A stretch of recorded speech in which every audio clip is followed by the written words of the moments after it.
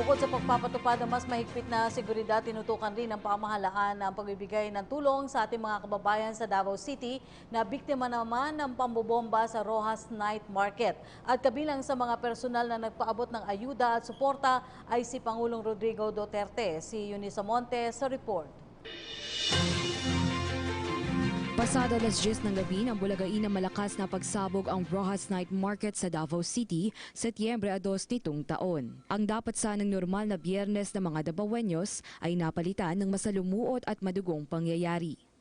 Base sa inisyal na report ng mga pulis, ang pagsabog ay sanhi ng improvised explosive device na iniwan umano ng di pa nakikilalang lalaki at 3 di pa nakikilalang babae.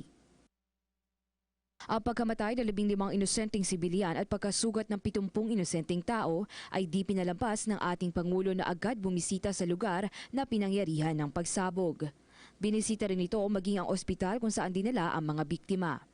Agad naman nagbigay ng financial assistance ang Pangulo sa mga namatayan na nagkakahalaga ng 250,000 pesos at 100,000 pesos naman sa mga nasugatan.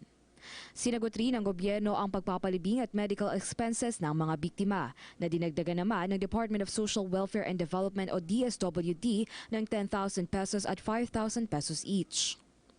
At dahil sa kalunos-lunos na sinapit ng ilan sa ating mga kababayan, kinabukasan ay agad ring idineklara ng Pangulo ang state of lawlessness sa Mindanao o ang pagkakaroon ng mga sundalo sa mga matataong lugar upang tumulong sa mga checkpoints at inspections, lalo pa sa mga may kahina-hinalang kinikilos. Alinsunod sa kautusan ng Pangulo ay inilagay rin ni AFP Chief of Staff General Ricardo Visaya ang Armed Forces of the Philippines sa Red Alert status, lalo pa at may mga pahayag na ang Abu Sayyaf ang di umanong nasa likod sa pambobombang ito.